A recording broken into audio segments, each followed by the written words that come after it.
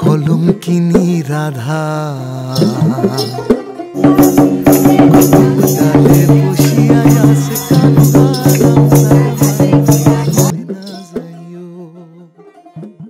Good morning everybody, welcome back to a brand new blog life and কালার্সের পক্ষ থেকে। আমি সৌম্য, আপনাদের হোস্ট। আপনাদের সবাইকে স্বাগত জানাচ্ছি লাইফ অ্যান্ড কালার্সের একটা নতুন জার্নিতে। আজকে সকাল সকাল আমরা বেরিয়ে পড়েছি। আজকে একটা উইকেন্ড, আর আবার পুরো ফ্যামিলি নিয়ে আমরা একটা রোড ট্রিপে বেরিয়ে পড়েছি। রোড ট্রিপে যাচ্ছি কোথায়? রোড ট্রিপে আমরা যাচ্ছি, কাল গেছে রবীন্দ্র জয়ন্তী, 25শে বৈশাখ রবীন্দ্র জয়ন্তী, আর আজকে আমরা যাচ্ছি রবীন্দ্রনাথের কর্মক্ষেত্র শান্তিনিকেতনে। তো যাওয়ার পথে এখন আমরা শক্তিগড়ে দাঁড়িয়ে, এই শক্তিগড় থেকে আজকের ব্লগটা শুরু করলাম। আশা করি এই ভিডিওটা দেখতে আপনাদের ভালো লাগবে। এই ভিডিওতে আপনাদের জন্য থাকবে শান্তিনিকেতনে আমরা গিয়ে কোথায় কোথায় ঘুরছি এবং আমরা স্পেসিফিক্যালি কোথায় থাকছি তারও ব্লগ থাকবে এই সিরিজে। চলুন কথা না বাড়িয়ে আজকের এই ব্লগটা শুরু করি। শেষ পর্যন্ত অবশ্যই দেখবেন। আর ব্লগটা শুরু করি আমাদের জার্নি দিয়ে।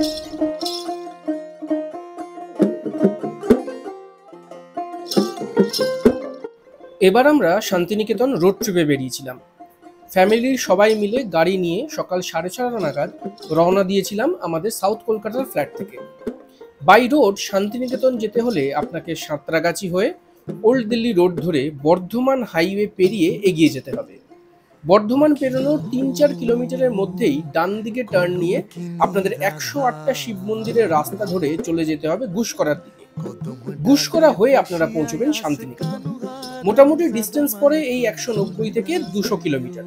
যদি শক্তিগড়ে ব্রেকফাস্টের জন্য দাঁড়ান তাহলে সব মিলিয়ে টাইম লাগবে এই 4.5 থেকে 5 ঘন্টা মতো। পথে 2-3টে টোল গেট পড়বে। টোটাল ওয়ান ওয়ে টোল আপনাদের লাগবে এই 200 থেকে 250 টাকা। সেদিন আমাদের প্রথম স্টপ ছিল কলকাতা থেকে প্রায় 80-90 কিলোমিটার দূরে শক্তিগড়, যেখানে আমরা দাঁড়িয়েছিলাম ব্রেকফাস্টের জন্য। আমরা দাঁড়িয়ে আছি এই আদি ল্যাংচা মহলে, এটা শক্তিগড়। এখানে আমরা ব্রেকফাস্ট করতে এসেছি। এখানে এই সব জায়গায় এই পুরো লেনটা জুড়ে বিভিন্ন ল্যাংচার দোকান এবং লুচি তরকারি, ল্যাংচা, সীতাভোগ, মিহিদানা সব কিছু। এখানে পার্কিংয়ের ব্যবস্থা আছে গাড়ির। আর এই হচ্ছে আদি ল্যাংচা নিলয়। আর এইখানে পরপর মশলা মুড়িও পড়ে, শক্তিগড়ের মশলা মুড়িও কিন্তু যথেষ্ট ফেমাস। তো এখানে পিসিরা মারা সব বসে গেছে ওইখানে চেয়ারে। তো এইখানে আমরা ব্রেকফাস্ট করব আর তারপর আবার আমাদের জার্নি কন্টিনিউ করব। শক্তিগড়ে ছোট বড় মিলিয়ে প্রচুর ল্যাংচা হাউস আছে চারিদিকে। সব জায়গাতেই ব্রেকফাস্টের জন্য সেট মেনু আছে। দোসা, ইডলি এসব তো পাওয়া যায়ই, তবে আমরা নিয়ে নিয়েছিলাম গরম গরম কচুরি আর আলুর সবজি, আর সঙ্গে অবশ্যই গরমাগরম চা। এছাড়াও মিষ্টির সংখ্যা তো এখানে প্রচুর প্রচুর রকমের মিষ্টি আছে এখানে। মিহিদানা, সীতাভোগ আর সবচেয়ে ফেমাস ল্যাংচা। প্রায় 3-4 রকমের ল্যাংচা কিন্তু এইসব জায়গায় পাওয়া যায়। ভালো করে জম্পেশ করে ব্রেকফাস্ট করে আমরা আবার রওনা দিলাম আমাদের গন্তব্যের উদ্দেশ্যে।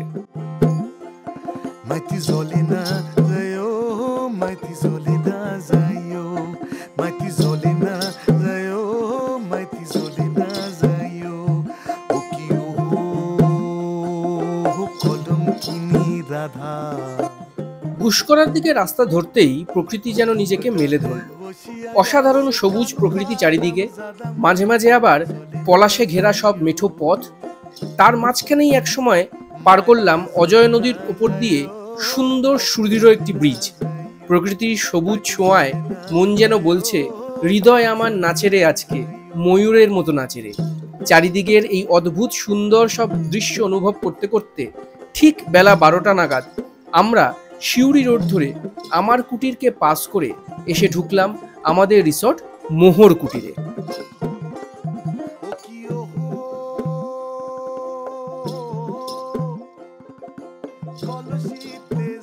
আমাদের শান্তিনিকেতনের এবারের ঠিকানা মোহর কুটির রিসর্ট। এই রিসর্টে একটা দিন আমাদের অসাধারণ কেটেছিল, তার ডিটেল ভিডিও নিয়ে আসবো পরের এপিসোডে। আজ চলুন শান্তিনিকেতন ঘুরে দেখে নিই। হোটেলে ঢুকে ফ্রেশ হয়ে আগে লাঞ্চ করে নিলাম। এখানে খাবার দাবারও খুব সুন্দর। আগে পেটকে শান্তি দিয়ে তারপর বিকেলের মধ্যে রেডি হয়ে গেলাম, কারণ এইবার আমরা বেরোবো আজকের দিনের সাইট সিইং এর উদ্দেশ্যে। চলুন তাহলে আর দেরি না করে এবার বিকেলে বেরিয়ে পড়া যাক। গুড ইভিনিং সবাইকে। এখন বাজে মোটামুটি বিকেল 4:45। দুপুরবেলা লাঞ্চ করে রেস্ট ফেস্ট নিয়ে এখন আবার তৈরি হয়ে গেছি। এখন আমরা বেরোচ্ছি এখান থেকে টুকটাক আজকে বিকেলে কিছু সাইট সিইং এর জন্য। সাইট সিইং নয়, শান্তিনিকেতনের আগেও অনেকবার এসেছি, আমাদের চ্যানেলে ভিডিও আছে। যেখানে যেখানে আমরা ঘুরি যাবো একটু সোনাঝুরির হাট, যদি পারি একটু কোপাই নদীর ধারে, আর যদি কঙ্কালীতলা মায়ের মন্দিরটা ভিজিট করতে পারি সেখানে একটু যাবো। চলুন তাহলে আজকে বেরিয়ে পড়ি, যাই সোনাঝুরির হাটে। আমাদের রিসর্ট থেকে সোনাঝুরির হাট গাড়ি করে যেতে সময় লাগে এই 5 থেকে 7 মিনিট মতো। সুন্দর সবুজে ঘেরা মেঠো পথ দিয়ে যেতে প্রতিবারই বেশ লাগে। সোনাঝুরি হাট যাওয়ার পথে এবারে দেখলাম অনেক নতুন রিসর্ট তৈরি হয়ে গেছে, ফলে শান্তিনিকেতনে এসে সোনাঝুরি হাটের কাছাকাছি থাকতে চাইলে এখন আর কোনো অসুবিধেই নেই। অনেক নতুন থাকার জায়গার আস্তানা আপনাদের জন্য অপেক্ষা করছে। বলতে বলতে সোনাঝুরির হাট পৌঁছে গেছি। ততক্ষণে আমরা নামলাম হচ্ছে সোনাঝুরির হাটে। শনিবারের হাট, সোনাঝুরির হাট। প্রচুর ভিড় আজকে, এই দেখতে পাচ্ছেন চারিদিকে সবাই পশলা সাজিয়ে বসে গেছে, প্রচুর ভিড়। এই পিসি মানি সব নেমে গেছে। এখান থেকে হাট শুরু, আর একদম পুরো সেই শকুন্তলা রিসর্ট অবধি ওই দিকে চলে গেছে হাট। তো চলুন সোনাঝুরি হাটের কিছু গ্লিমস আপনাদের জন্য রেখে দিই। শান্তিনিকেতনে আসলে শনিবার এটাই মেন আকর্ষণ।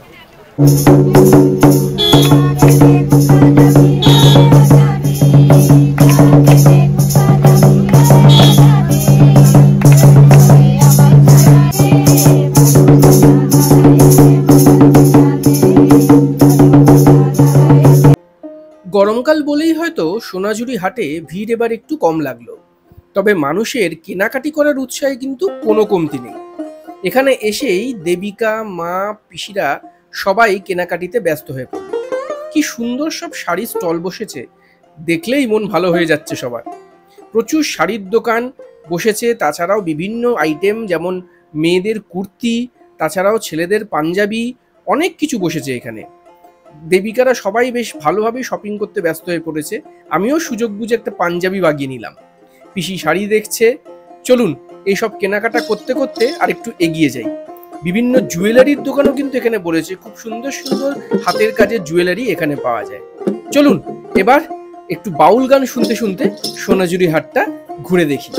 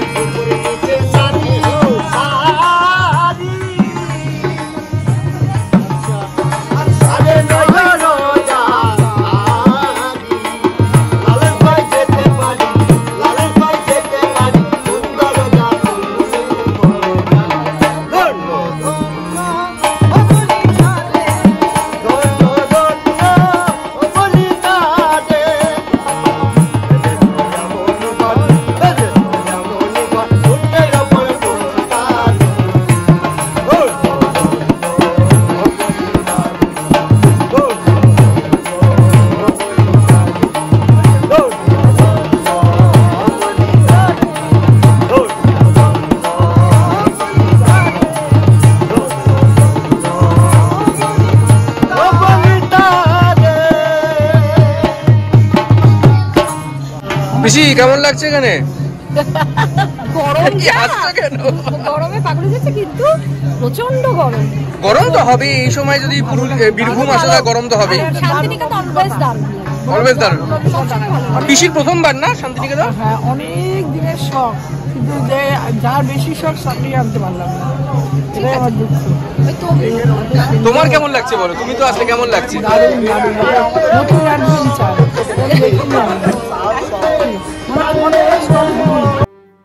সোনাঝুরির হাট ঘুরে এবার আমরা এগিয়ে যাচ্ছি কঙ্কালীতলার দিকে, যেখানে আছে আমাদের 51 সতীপীঠের এক পীঠ। সন্ধেবেলায় এই কঙ্কালীতলা যাওয়ার রাস্তাটাও কিন্তু বেশ রোমাঞ্চকর। মোটামুটি গাড়িতে সোনাঝুরি থেকে এই 30-40 মিনিট মতো সময় লাগে, তবে আপনারা যদি টোটো করে যান তাহলে কিন্তু 1 ঘন্টা হাতে নিয়ে চলবেন। আমরা মোটামুটি এই 7টা নাগাদ কঙ্কালীতলা মন্দিরে পৌঁছলাম। এখন আমরা এসে দাঁড়ালাম কঙ্কালীতলা মায়ের মন্দিরের কাছে। এই কঙ্কালীতলার ভিডিও আগেও আমাদের চ্যানেলে আছে, তবে সেটা ছিল সকালবেলা। এটা আমরা দেখাতে চেষ্টা করব সন্ধ্যাবেলায় কঙ্কালীতলার এনভায়রনমেন্ট, সেটা কিন্তু একটা আলাদা রূপ। এখন আমি দাঁড়িয়ে আছি কঙ্কালীতলা মায়ের মন্দির যাওয়ার আগেই যে শিব মন্দির, সেই শিব মন্দিরের সামনে। আর একটু এগিয়ে গিয়েই হচ্ছে কঙ্কালীতলা মায়ের মন্দির। এইটা হচ্ছে পার্কিং স্পেসও, তো এই পুরোটা হচ্ছে আমার পেছনে পার্কিং স্পেস, অনেক গাড়ি রাখার জায়গা। সকালবেলা আসলে তো প্রচুর ভিড় হয়, প্রচুর মানুষ পুজো দিতে আসেন, তার কারণ এই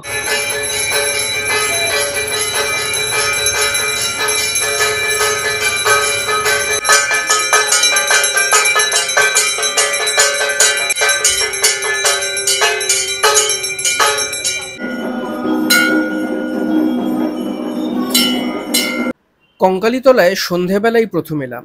চারিদিকের আলোকসজ্জায় সত্যি অপূর্ব লাগছিল।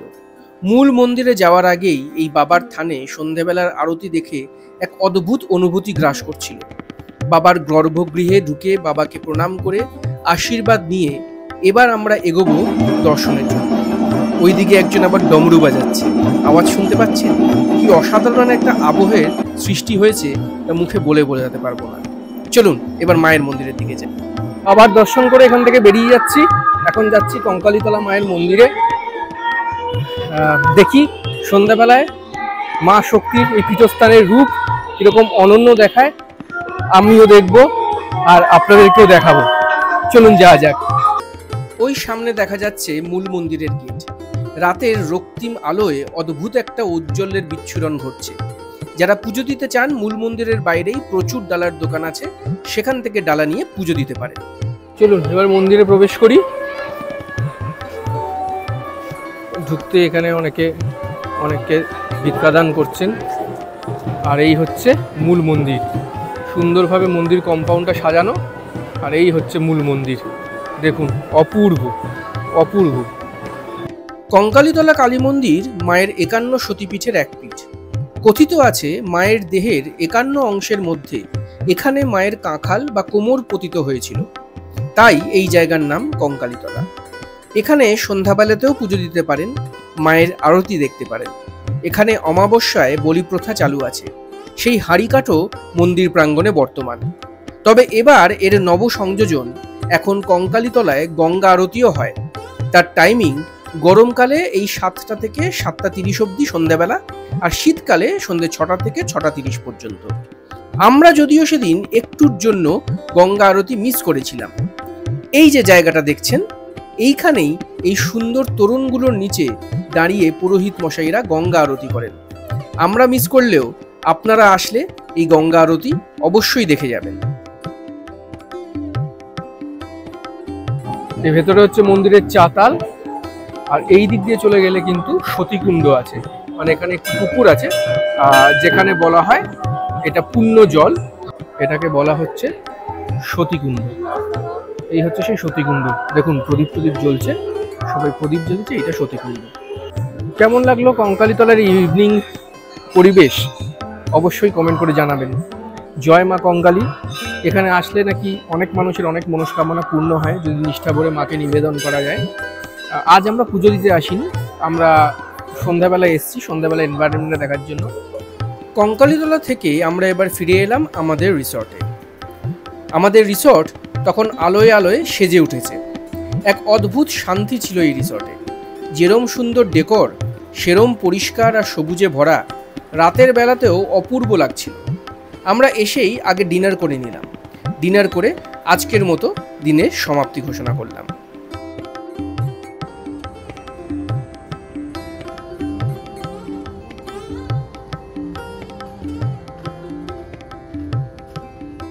পরের দিন সকাল, আজ আমাদের কলকাতায় ফেরার দিন। তবে তার আগে পিসিকে শান্তিনিকেতনে রবীন্দ্রনাথ ঠাকুরের কর্মক্ষেত্র অবশ্যই ঘুরিয়ে দেখাতে হবে। তাই সকালে উঠে প্রথম কাজ আগে ব্রেকফাস্টটা চট করে সেরে ফেলতে হবে। গুড মর্নিং এভরিবডি, এখন সকাল বাজে মোটামুটি 9:30 আর আমরা যাচ্ছি ব্রেকফাস্ট করতে। এখানে কমপ্লিমেন্টারি ব্রেকফাস্ট আছে মোহর কুটিরে সবার জন্য, তো সেই কমপ্লিমেন্টারি ব্রেকফাস্ট করতে যাচ্ছি। ব্রেকফাস্ট করে রেডি হয়ে তারপর এখান থেকে চেক আউট করে আজকের ট্যুরের জন্য আমরা বেরোবো। ব্রেকফাস্ট সেরে হোটেল থেকে চেক আউট করে আমরা বেরিয়ে পড়লাম বিশ্বভারতী মিউজিয়ামের উদ্দেশ্যে।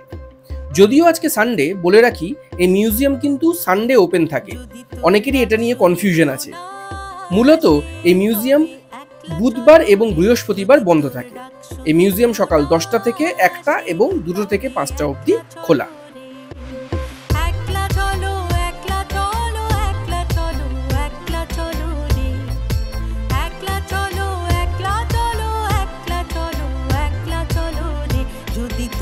প্রায় বিশ্বভারতী ক্যাম্পাসে ঢুকলাম, বিশ্বভারতী মিউজিয়াম যেটা।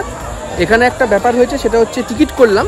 এখানে টিকিট এখন 100 টাকা করে পার অ্যাডাল্ট, আর স্টুডেন্ট আইডি থাকলে 10 টাকা, আর শিশুদের 10 টাকা যারা 10 বছরের নিচের বাচ্চাদের। যেটা ব্যাপার সেটা হচ্ছে এখানে আগের বছরও আমরা এসেছিলাম, আগের বছর বা তার আগের বছর 2023-এ এসেছিলাম। 2023-এ এসেছিলাম, হ্যাঁ 23-এ এসেছিলাম। তখন 40 টাকা নিয়েছিল, তখন 40 টাকা টিকিট নিয়েছিল। আর এখন এটা বেড়ে গেছে, বললো আগের বছর অগাস্ট মাস থেকে এই দাম হয়েছে। এখন এই মিউজিয়ামের ভেতর ঢুকবো। এর ডিটেল ভিডিও আমাদের চ্যানেলে অবশ্যই আছে, তবে ভেতরে ফটোগ্রাফি প্রহিবিটেড, তাই ভেতরে আর ফটোগ্রাফি ভিডিওগ্রাফি করা যাবে না। কিন্তু বাইরে থেকে দেখিয়ে দিলাম এইটা হচ্ছে বিশ্বভারতী মিউজিয়াম। তো এই গেট দিয়ে ওখান দিয়ে ঢুকে আমরা প্রথম মিউজিয়াম দেখব, তারপর বাকি জায়গাগুলি ঘুরে দেখব। এই মিউজিয়াম ভেতর থেকে বেরোলাম। এর আগের ভিডিওতে অবশ্যই বলা আছে, তো ভেতরে রবীন্দ্রনাথের এবং ওনার ফ্যামিলির সমস্ত স্মৃতি সব কিছু রাখা আছে। খুব ভালো লাগবে এখানে আসলে, আপনারা অবশ্যই আসবেন এবং এই মিউজিয়ামটা ভিজিট করবেন। এবার আমরা ঢুকছি এই বিশ্বভারতী মিউজিয়ামের আশেপাশে, যেখানে রবীন্দ্রনাথের বাড়ি, বিভিন্ন স্কাল্পচার, তার গাড়ি এসব রাখা আছে। সেইগুলো এই পিসিরা এসছে আমাদের সাথে, তো পিসিকে দেখানোর জন্য একটু ঘুরে বেড়াবো। বিশ্বভারতীতে ভালো করে দেখে তারপর আমরা বেরোবো। মিউজিয়ামের ভেতর ফটোগ্রাফি ও ভিডিওগ্রাফি স্ট্রিক্টলি প্রহিবিটেড। পার্টিকুলারলি বলতে গেলে এই রবীন্দ্র ভবনের ভেতর রবি ঠাকুরের অরিজিনাল 1580টা পেন্টিং রাখা আছে, 3855টা কিউরিও কালেকশন আছে, আর 52টি বিভিন্ন স্ট্যাচু আছে। এছাড়াও এই উত্তরায়ণ কমপ্লেক্সে 5টি বাড়ি আছে, ইনক্লুডিং যেটাতে রবীন্দ্রনাথ ঠাকুর নিজে থাকতেন, ও তার বাগানগুলোও এখানে সংরক্ষিত আছে। এই দেখুন, এই রবীন্দ্রনাথ ঠাকুরের সেই গাড়ি যা তিনি যাতায়াতের জন্য ব্যবহার করতেন। এর সামনে আপনারা স্বচ্ছন্দে ফটো সেশন করতে পারেন। এখন আমরা যেখানে প্রবেশ করছি সেখানে রবীন্দ্রনাথ ঠাকুরের 5টি বাড়ি আছে, যেখানে তার পরিবারের বিভিন্ন মানুষ বসবাস করতেন। এই 5টি বাড়ির নাম যথাক্রমে উদীচী, উদয়ন, কোণার্ক, শ্যামলী এবং পুনশ্চ, যার প্রত্যেকটির নির্মাণ এবং গঠন আলাদা। সত্যি দেখার মতো জিনিস। আমরা এখন রবীন্দ্রনাথ ঠাকুরের শান্তিনিকেতনের বাড়ির অন্দরমহলে। আগের বার এইটা পুরো বন্ধ ছিল, এখন পুরো খুলে দেওয়া হয়েছে। দেখুন এই পুরো যে এরিয়াটা, এটা আগেরবার ওখানে বন্ধ ছিল, আমাদের ঢুকতে দেওয়া হয়নি। এই চারিদিকে হচ্ছে রবীন্দ্রনাথ ঠাকুরের বিভিন্ন ফ্যামিলি মেম্বারের বিভিন্ন বাড়ি, সেই বাড়ির এক একটা নাম। এদিকে আছে কোণারক, এইখানে আছে শ্যামলী, এইদিকে আছে পুনশ্চ। এক এক বাড়ির এক এক ইতিহাস, এবং সেই ইতিহাস আমরা তার বিভিন্ন গ্রন্থে পড়েছি, তার সম্বন্ধে লেখা বিভিন্ন রচনায় পড়েছি, কিন্তু সেটা এখানে এসে চোখের সামনে দেখা, সেটা একটা অপূর্ব বিষয়। প্রচুর গাছ এখানে, কিন্তু বাইরে এত রোদ, কিন্তু এখানে কিন্তু যথেষ্ট শীতল। মানে এখানে ঘুরতে কোনো প্রবলেম আমাদের অ্যাটলিস্ট হচ্ছে না। তাই এই গরমে আসলেও এই বিশ্বভারতী মিউজিয়াম এবং রবীন্দ্রনাথ ঠাকুরের এই বাসভবন ঘুরতে আপনাদেরও কোনো প্রবলেম হওয়ার কথা নয়। এই বিশ্বভারতী ক্যাম্পাস কিন্তু সুদূর প্রসারী। এখানে এই রবীন্দ্র ভবন এবং উত্তরায়ণ কমপ্লেক্স ছাড়াও দেখার প্রচুর জিনিস আছে, যেমন ছাতিমতলা, উপাসনা গৃহ, প্রকৃতি ভবন, সৃজনী শিল্পগ্রাম। আমাদের আগের শান্তিনিকেতনের সিরিজে সেই সব আমরা ঘুরিয়ে দেখিয়েছি। ইন্টারেস্টেড থাকলে ওপরের আই বাটন ও ডেসক্রিপশন বক্সে লিংক দেওয়া থাকলো, দেখে নিতে পারেন।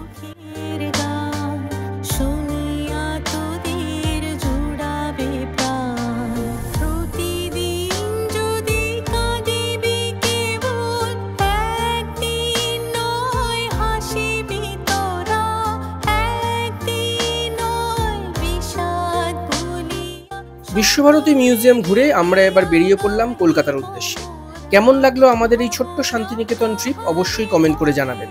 আর যদি চ্যানেলে প্রথমবার এসে থাকেন তাহলে সাবস্ক্রাইব করে দিতে ভুলবেন না যদি ভালো লেগে থাকে। খুব শিগগিরই ফিরবো আমাদের শান্তিনিকেতনের রিসোর্টের কমপ্লিট ভিডিও নিয়ে। ততদিন ভালো থাকবেন, সুস্থ থাকবেন আর সবাইকে আনন্দে রাখবেন। আজকের মতন সৌম্য আপনাদের হোস্ট এখান থেকেই সাইনিং অফ।